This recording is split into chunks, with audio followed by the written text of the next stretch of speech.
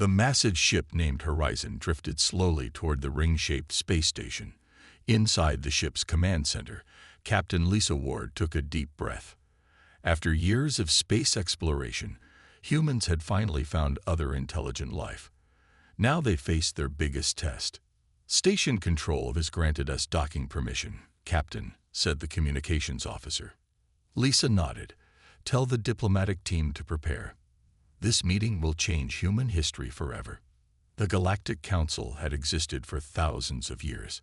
27 different alien species worked together to rule this part of the galaxy. Humans were the newcomers, the unknown variable. As the ship locked into place, Lisa straightened her uniform. She led the small team of 6 humans through the airlock and into the station. The air smelled different here. Not bad, just alien. The hallway curved upward, following the station's ring shape. A tall, blue-skinned alien waited for them. "I am Krell, your guide," it said through a translation device. "The council awaits you." The humans followed Krell through wide corridors. Other aliens stopped to stare at them. Some looked almost human. Others had extra limbs, strange skin, or body shapes that defied human understanding. "They think we're primitive," whispered John Miller, the science officer. "I can see it in the way they look at us." Lisa kept her face calm. "Then we'll have to change their minds." The council chamber was enormous. A circular table sat in the center with 27 seats, one for each species. Hundreds more aliens watched from seats that rose up the walls like a giant bowl. Krell led them to the center of the room. "The human delegation from planet Earth," it announced. Lisa stepped forward. "Thank you for welcoming us to the Galactic Council. We come in peace and friendship." From the main table, a thin alien with purple skin and 6 fingers on each hand stood up. Its head was larger than a human's, with no hair and eyes that shined like gold coins. "I am Zartek of the Viridian species, leader of the Galactic Council," it said. "We have observed your civilization for some time." Lisa felt a chill. They had been watching Earth.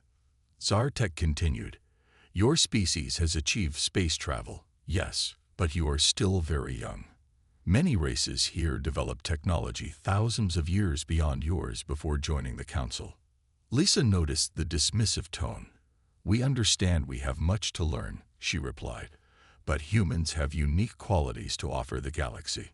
A rumble of conversation spread through the room. Some aliens seemed amused. "Such as?" asked Zartek.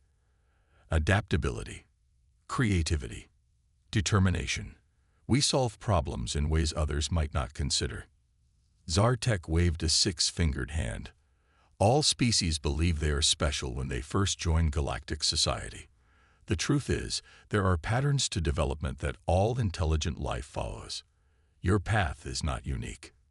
For 2 hours, the Council questioned the humans about Earth, their technology, their government, and their history. Lisa noticed how they seemed to categorize everything, putting human achievements into neat boxes that matched their understanding of how civilizations should develop. When the meeting ended, Zartek stood again. "We welcome humans to begin the integration process. You will be assigned observer status while we determine your species' rank in galactic society. Based on our initial assessment, you would place in the lower 3rd tier." Lisa kept her face neutral, but she felt the insult. Lower 3rd meant barely above pre-space civilizations. As they walked back to their ship, John Miller spoke quietly. "Did you notice how rigid their thinking is? They have all this technology, but they seem stuck in their ways." Lisa nodded. "They've placed us in a box, but they don't understand us at all." She looked back at the council chamber. "They rely completely on their advanced technology and centuries of doing things one way. They expect us to follow the same path they did. And we won't," said John with a small smile. "No," Lisa agreed. "They have no idea what's coming." 6 months had passed since the first meeting with the Galactic Council.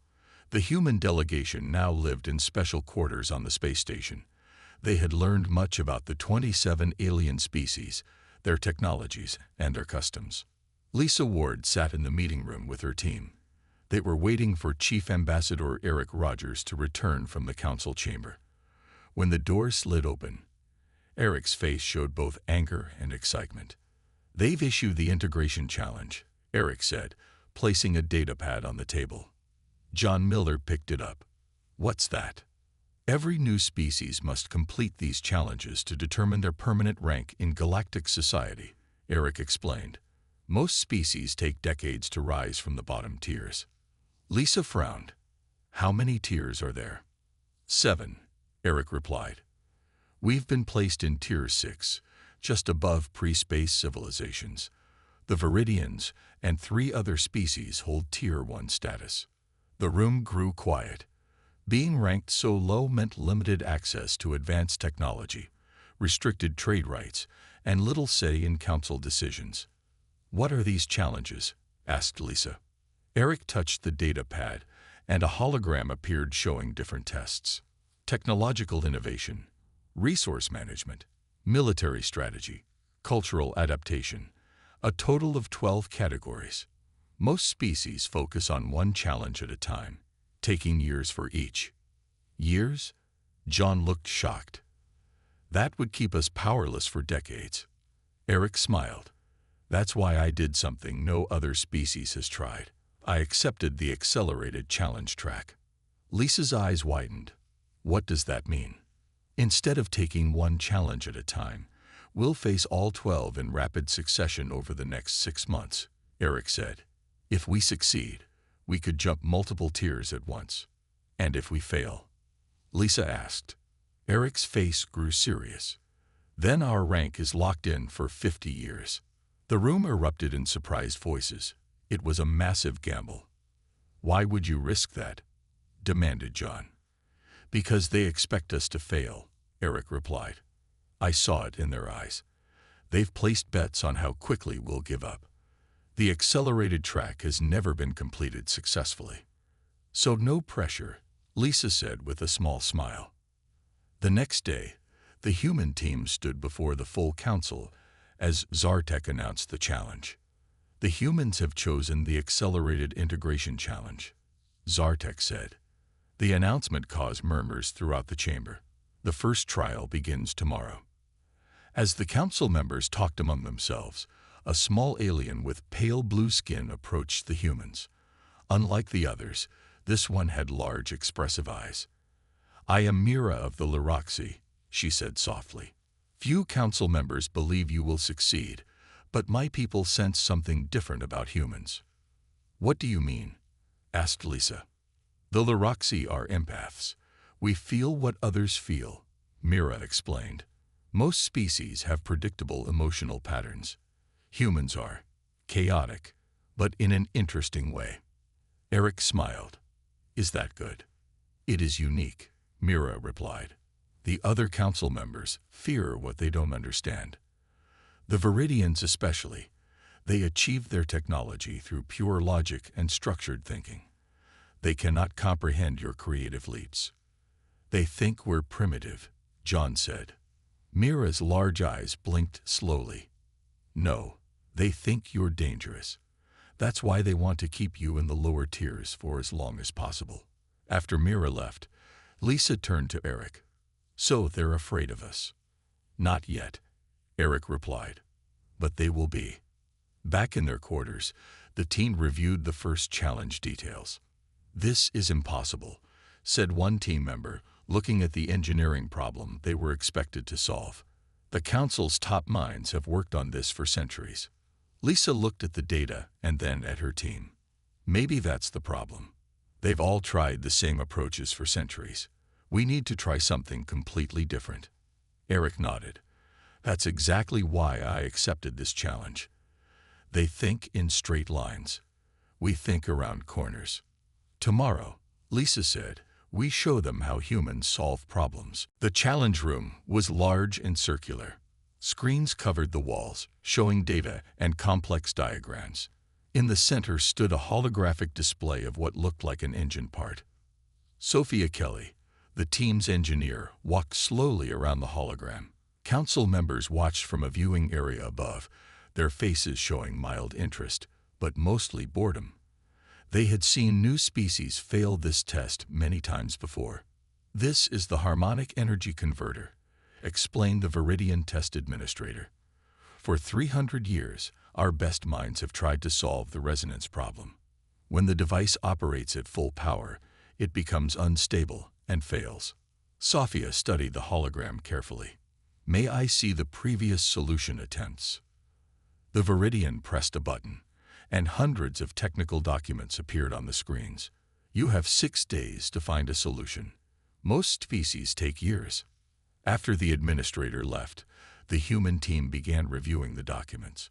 All the alien approaches followed similar patterns: complex mathematical models, minor design variations, different materials. On the 3rd day, Sophia did something strange. Instead of working on equations, she asked for music to be played in the challenge room. She connected the engine's resonance patterns to sound waves and closed her eyes, listening. "What is she doing?" asked a Therax council member watching from above. "This is not a proper engineering approach." Zartek narrowed his golden eyes. "They waste time with nonsense." But Sophia wasn't wasting time. As she listened to the engine's resonance patterns as musical notes, she noticed something the aliens had missed. The following day, she asked for art supplies and began drawing circular patterns. "This is absurd," a Mavlarian observer complained. They mocked the challenge. Only Mira of the Luroxy remained quiet, watching with interest. On the 5th day, Sophia called the team together. She had covered a wall with drawings that looked like sound waves arranged in circles. "Look at this," she said, pointing to her diagrams. "The aliens tried to fix the resonance by fighting against it. They see it as a problem to eliminate, but what if we work with it instead?" She showed them her design changes. Instead of trying to stop the resonance, she had created a system that used the vibrations as part of the energy flow. It was like turning the problem into the solution. "Will it work?" asked Lisa. "In theory, yes," Sophia replied. "But it's completely different from any approach they've tried. They might not even understand it." On the final day, Sophia presented her solution to the council. She explained how she had translated the engine problems into musical patterns and found harmony where the aliens had only seen discord. "This cannot work," said the Viridian administrator. "It defies established engineering principles." "Then let's test it," Sophia suggested calmly. The test chamber was prepared. The modified engine was built according to Sophia's designs and started at low power. The council members watched skeptically as the power increased. At 50%, the original design would show signs of instability. At 70%, it would fail completely. The power reached 50%. No problems. 60%. Still stable. 70%. The aliens leaned forward in surprise. 80%. 90. 100. The engine hummed quietly, completely stable at full power. Silence filled the observation room. Then the Viridian administrator spoke in a stunned voice. "How did you solve it using music patterns?" Sophia smiled. "Humans don't separate art from science like you do. Sometimes the solution requires connecting things that seem unrelated." Later, in the human quarters, the team celebrated their first victory. "1 down, 11 to go," said Eric. "They still don't understand how we did it," John noted. I watched their faces. They're confused. In another part of the station, the council held an emergency meeting. "It was luck," insisted Zartek. "They cannot repeat such success." "I'm not sure," said Mira. "Their approach was unexpected." "The resource management challenge begins tomorrow," said another council member. "No artistic tricks will help them there." Meanwhile, Alan Diaz, the team's agricultural specialist, prepared for the next challenge. He smiled as he read the details. Growing food in harsh environments. Humans had been doing that throughout their history. The aliens had no idea what was coming next. 3 weeks into the challenges, the human team had completed 4 of the 12 trials. Alan's farming methods had impressed the council. He showed how humans could grow food in almost any condition. The team also did well in the cultural exchange and medical innovation challenges. They were now on a small planet called Veritas for the remaining trials. Several other alien species also worked on their challenges here. Lisa and her team had just finished lunch when alarms started blaring throughout the base. "What's happening?" Lisa asked the nearest alien. "Krell attack," the alien said, panic in its voice. "The Krell Empire is attacking the planet." The Krell Empire was not part of the Galactic Council. They were aggressive and territorial. The Council and the Krell had an uneasy peace for years, but now that peace was broken. Inside the command center, chaos ruled. Council representatives shouted over each other while emergency lights flashed. Zartek tried to create order. "All Council personnel will evacuate immediately," he announced. "Security teams will delay the Krell while ships are prepared." Lisa looked at her team. "How many civilians are on this planet?" A Therax official answered, "Approximately 20,000, mostly researchers and support staff." "And how many can your evacuation ships hold?" Eric asked. The official checked a screen. 15,000, if we load to maximum capacity." Lisa and Eric exchanged worried glances. 5,000 would be left behind. "What's the plan for the others?" Grace Martinez, the team's military officer, asked. Zartek looked uncomfortable. "We prioritize council members and essential personnel." Grace's face hardened. "So you'll leave 5,000 people to die?" "The Krell will be here in less than 3 hours," Zartek replied. "There is no alternative." Grace turned to Lisa. "Captain, request permission to organize a defense." Lisa nodded. "Granted. Eric, work with the Council on evacuations. The rest of us will help Grace." Zartek looked shocked. "You cannot stay. The Krell will show no mercy." "Neither will we," Grace replied. While Council members rushed to the ships, the human team split up. Eric helped organize the evacuations, making sure all civilians got spots on the ships. Grace gathered volunteers and weapons. "We need to slow the Krell advance," Grace explained to her makeshift defense force. "Buy time for the evacuation ships." Using the base's limited resources, Grace created traps and ambush points. She positioned teams at key locations, using the planet's rough terrain to their advantage. "Humans have fought against superior forces throughout our history," she told the nervous alien volunteer. "We don't need to win. We just need to survive long enough." When the Krell ships landed, they expected little resistance. Instead, they walked into carefully planned traps. Grace's team struck quickly, then moved to new positions. They confused the Krell, making them think they faced a much larger force. In the command center, Lisa coordinated between Grace's defense teams and Eric's evacuation efforts. Council observers watched in amazement as the humans worked under pressure. "Why are they risking their lives for strangers?" the Viridian asked Mira.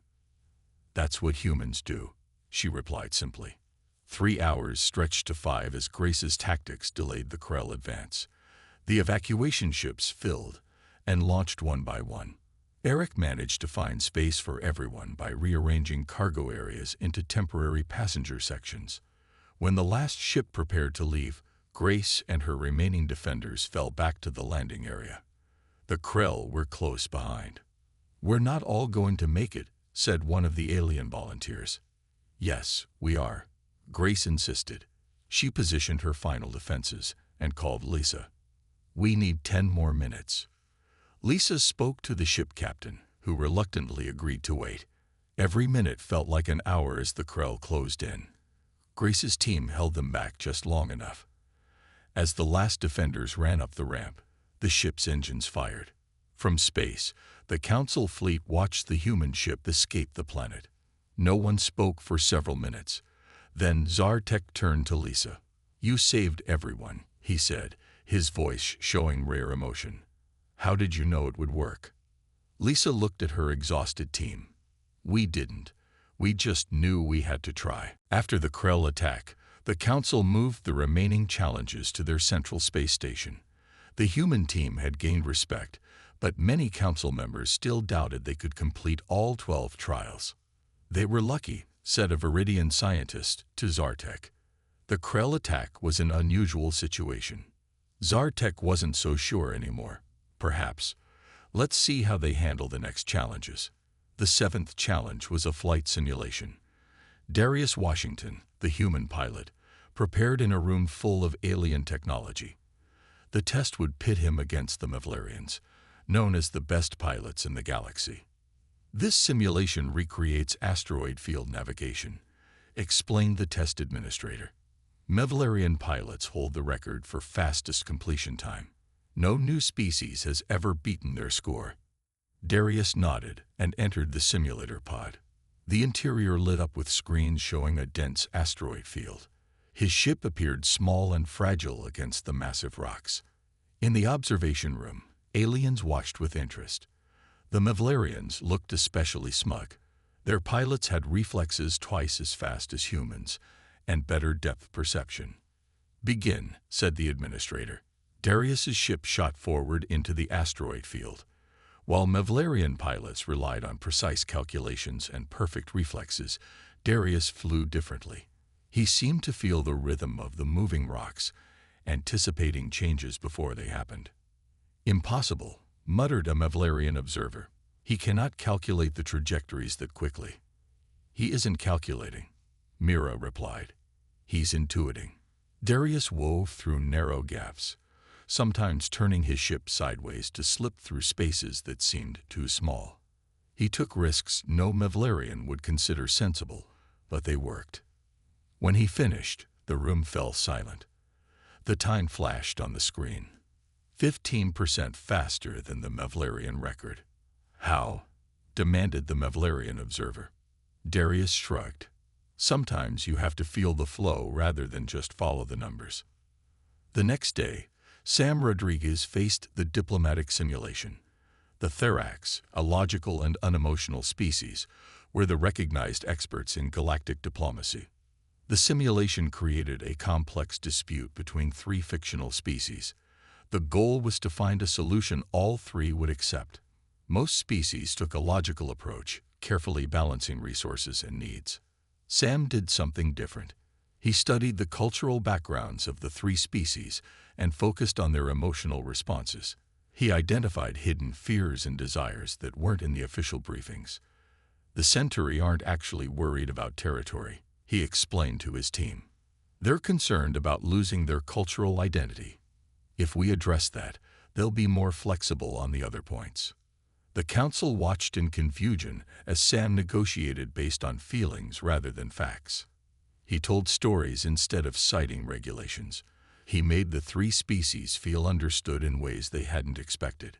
When the simulation ended, all 3 fictional species had accepted his proposed solution. "This is not standard diplomatic procedure," complained a Therax representative. "But it worked," Eric pointed out. After these successes, a Viridian biologist named Sel Mora began studying the humans more carefully. She reviewed Earth's history and biology, then requested a meeting with the council leaders. "I believe I understand why humans are different," she told them. "Most council species evolved as specialists. The Mevlarians developed superior reflexes for hunting flying prey. Therax evolved logical minds to survive their resource-poor homeworld. And humans?" asked Zartek. "They evolved as extreme generalists," Sel Mora explained. "They can't fly like the Paraxians or calculate like the Therax, but they can do a little of everything. More importantly, they combine skills in ways we don't." "Is that significant?" asked another council member. "Very," said Sel Mora. "Our species reached evolutionary peaks and stopped. Humans never specialized, so they never stopped adapting. They're still evolving, not physically, but in how they think and solve problems." Later that night, in a private council meeting, Zartek addressed the senior members.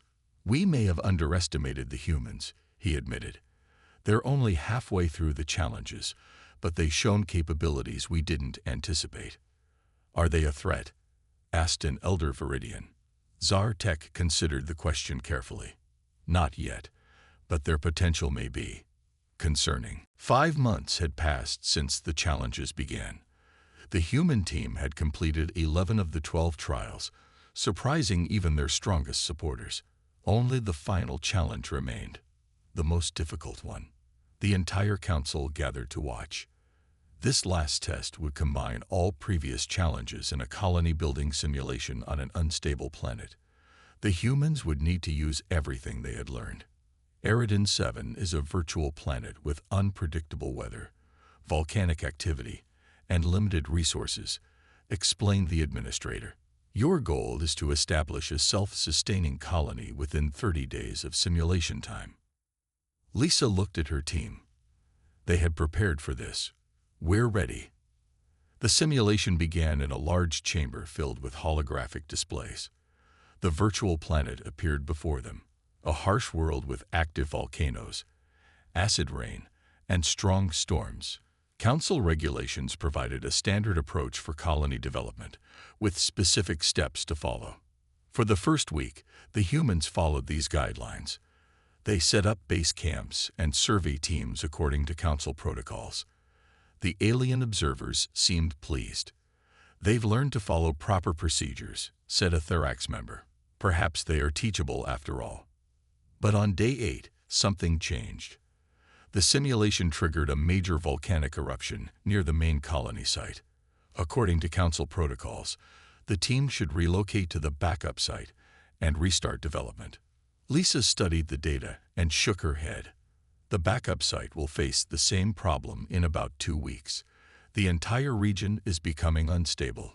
The protocols are clear, said the Viridian observer. You must relocate as specified. Instead, Lisa called the team together. We need a new approach, something completely different. But that would mean abandoning the mission parameters, Eric warned. We would technically fail the challenge. Lisa looked at each team member. Would we rather fail by breaking the rules or fail by following them into disaster? They worked through the night, completely changing their strategy. Instead of a single large colony, they designed multiple smaller settlements connected by underground transit tubes. Instead of avoiding the volcanic activity, they built systems to harness its energy. The council members watched in confusion as the humans abandoned the standard approach. Some laughed, certain the humans had given up. Others watched with growing interest. What are they doing? Asked Zartek. Mira studied the new designs. They're adapting, creating something new. By day 15, the human colony looked nothing like any previous design. They used volcanic heat for power, collected acid rain and filtered it for water, and built flexible structures that could withstand the storms. This approach violates at least 12 standard regulations, complained a council administrator. But will it work? Asked Excel Mora. On day 22, a massive quake shook the virtual planet, followed by volcanic eruptions far larger than the simulation had ever produced before. The council members watching knew this was a disaster scenario, a final test to see how colonies handled catastrophic events. According to all council models, no colony could survive such an event. The standard protocols prepared for controlled evacuation, not survival. The human colony bent, but didn't break. The distributed settlement pattern meant no single disaster could destroy everything. The energy systems absorbed the volcanic power surge. The flexible buildings swayed with the quakes rather than fighting against them. When the simulation ended on day 30, the human colony was damaged but still functioning. No other species had ever achieved this result. The council chamber erupted in debate.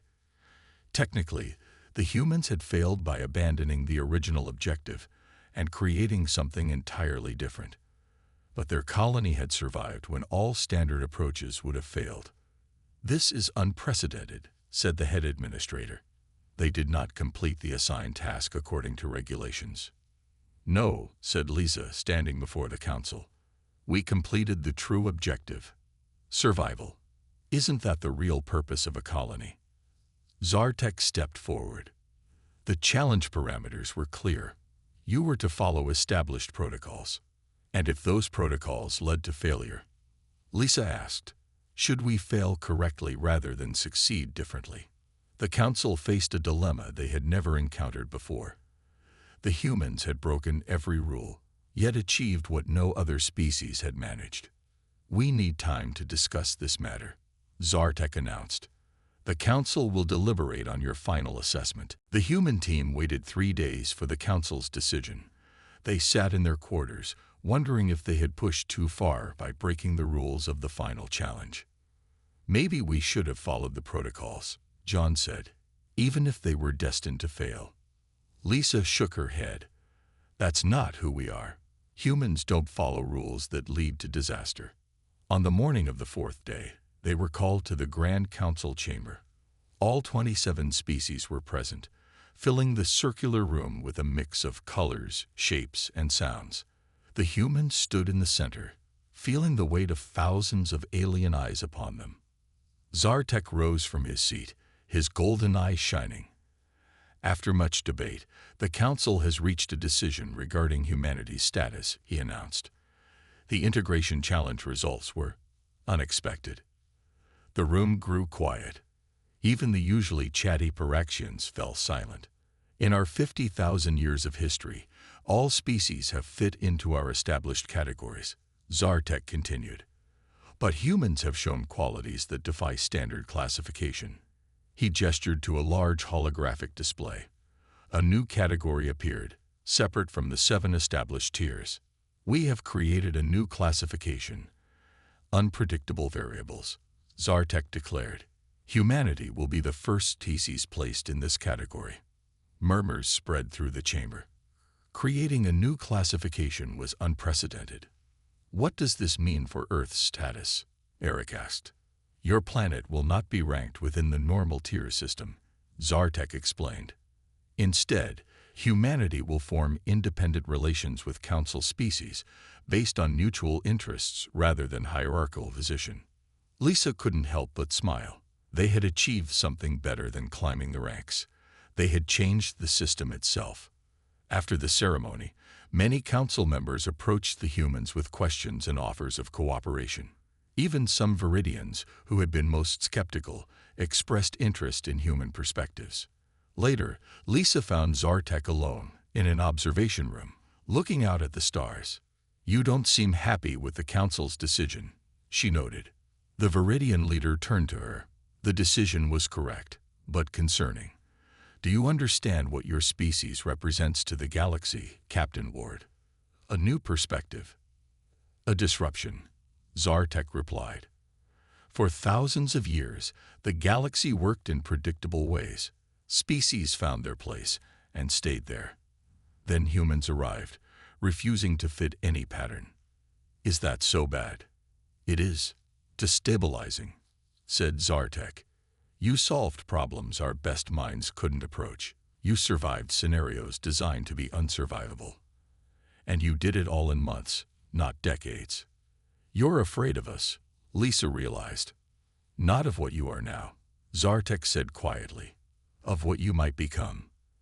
As the human team prepared to return to Earth with news of their unique status, Mira, the Lyroxy, asked to speak with Lisa privately.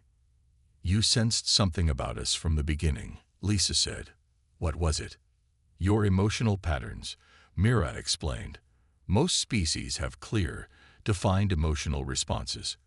Humans contain contradictions, courage and fear, logic and intuition, selfishness, and sacrifice, all working together instead of against each other. Is that what makes us different? Mira's large eyes grew serious. It's not your technology or even your adaptability that truly frightens them. It's that you're never satisfied, never finished evolving. Other species reach their peak and plateaued. Humanity never stops climbing. Lisa thought about Earth, about all the problems still unsolved, all the challenges still ahead. We have a long way to go. That's exactly it, said Mira. Other species see a long way to go as a burden. Humans see it as an adventure. As their ship prepared to leave the station, Lisa stood on the observation deck with her team, watching the massive structure grow smaller. So what do we tell Earth? Asked John. that we're unpredictable variables. Lisa smiled. We tell them the truth. The galaxy has rules and patterns that worked for thousands of years. Then humans showed up and changed everything simply by being human. Eric laughed. They'll love that. And what happens next? Asked Sophia. Lisa looked out at the stars, thinking of all the worlds waiting to be discovered, all the problems waiting to be solved in new and unexpected ways. We do what humans have always done, she said. We explore, we adapt, we change things, and we never, ever stop.